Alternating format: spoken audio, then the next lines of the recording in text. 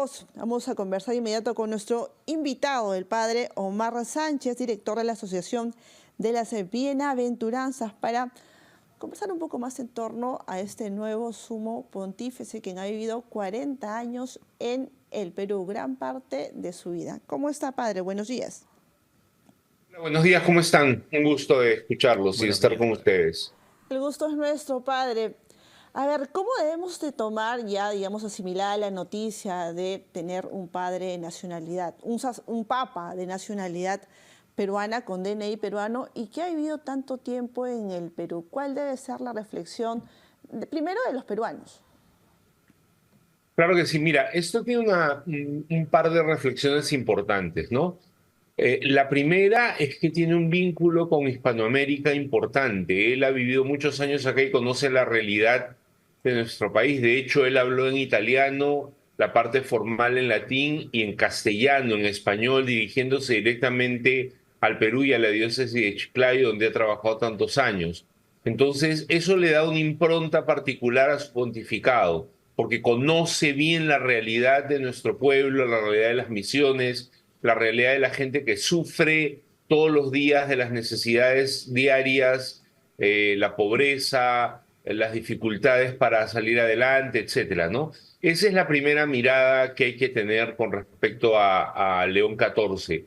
Y la Ujú. segunda mirada creo que es que va a ser un pontificado significativo por diferentes razones. Es decir, más allá del tema sentimental, como peruanos nos sentimos sumamente orgullosos, contentos, nos emociona, pero es una palabra de Dios para nuestro pueblo que está sufriendo tanto.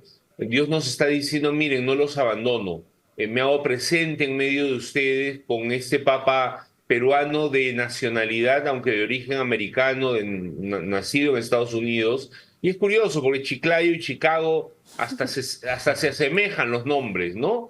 Son muy parecidos los nombres, ¿no? Es curioso todos Ujú. estos signos pequeñitos que Dios nos da de esperanza, de que el Perú puede ser diferente en un momento tan crítico en el que estamos viviendo, enfrentando próximamente unas elecciones tan difíciles dentro de un año, tan complicadas, en un país tan fragmentado, tan dividido, tan marcado por revanchas, por odios, por intereses bajos políticos, por muerte como las de Patás, que son esa y cualquier otra muerte que ha sucedido en el Perú en estos últimos años. Creo que Dios nos está Ujú. mandando un mensaje de esperanza y de confianza en Él y de unidad, ¿no? El Papa ha hablado de paz. La primera palabra que ha usado es la paz. La ha repetido tres, cuatro veces, ¿no?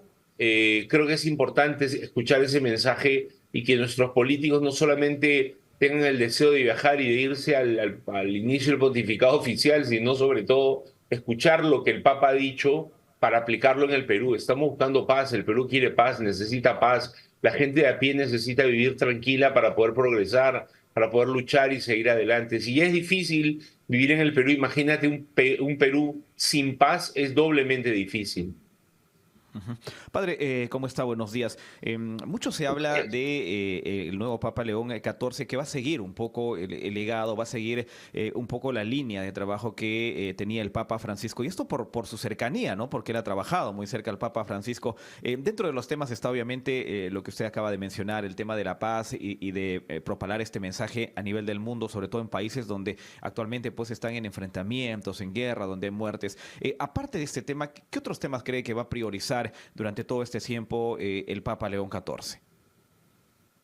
Mira, creo que sí va a seguir de alguna manera la línea del Papa Francisco, en algún sentido, pero creo que también ha marcado diferencias importantes.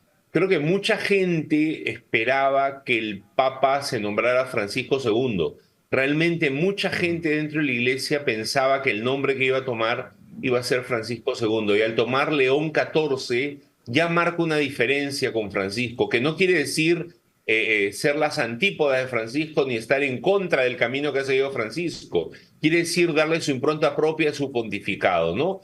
Ya sabemos que León XIV hace referencia a León XIII o al primer León, el gran León Magno que se enfrentó a una iglesia muy difícil, una iglesia que estaba siendo invadida, etcétera, y León XIII con el tema no solamente de la encíclica Rerum Novarum, que es sobre las cosas nuevas, el inicio de la doctrina social de la iglesia, sino también sobre su vida espiritual. León XIII fue un hombre muy espiritual, muy espiritual, muy profundo espiritualmente, ¿no? Entonces, eso ha marcado, pero además signos que para muchos han pasado desapercibidos.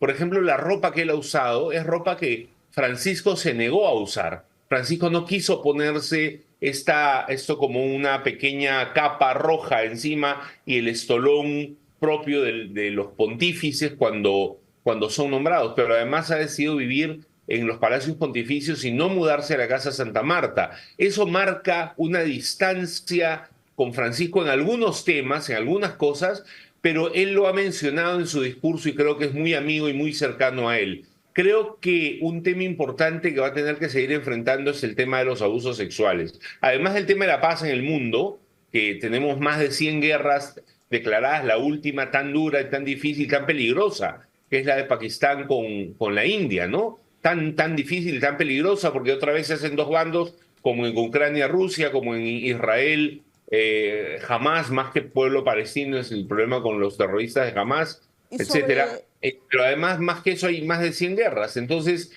pero creo que el tema de los abusos sexuales va a tener que seguir enfrentándolo, ¿no? Porque él cuando sale de su diócesis sale enfrentando un tema de abusos sexuales que enfrentó con valentía y que él habló sobre el tema y escuchó a las víctimas, ¿no? Tan es así que en su momento se lleva a cabo un informe que llega al Papa Francisco y se termina extinguiendo al sodalicio. Y en parte nos han informado, tenemos reportes de que el Papa León XIV, cuando era obispo acá en Trujillo y luego ya cuando fue parte del dicasterio, ha sido trascendental para esta determinación.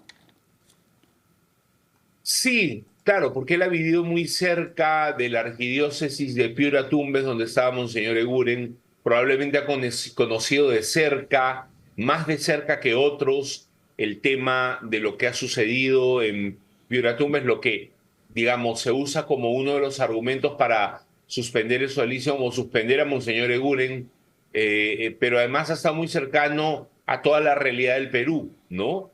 Creo que tiene mucho que ver con este tema él también, mucho que ver. Y creo que va a tener que seguir enfrentándolo, porque esto no ha terminado, lamentable y tristemente, y lo digo con pena, no ha terminado y hay que enfrentarlo con la misma dureza que lo enfrentó Benedicto, con la misma dureza que lo enfrentó Francisco, hay que seguir enfrentándolo. Pero también tiene que enfrentar ideologías nefastas que se quieren instalar en el mundo y que nos quieren destruir como seres humanos, ¿no? Hay muchas ideologías que están entrando, el wokismo, el progresismo, todo esto está entrando en el mundo y hay que enfrentarlo porque nos va a destruir, porque son ideologías nefastas que destruyen a la humanidad, al ser humano, a la persona, desde los más pequeños, que son los más frágiles, los adolescentes, los jóvenes, los está tocando con fuerza. Y el Papa va a tener que tener una palabra profética sobre este tema, sincera, honesta. Yo espero de él un Papa fiel a la doctrina de la Iglesia, creo que muchos lo esperamos, y un Papa valiente,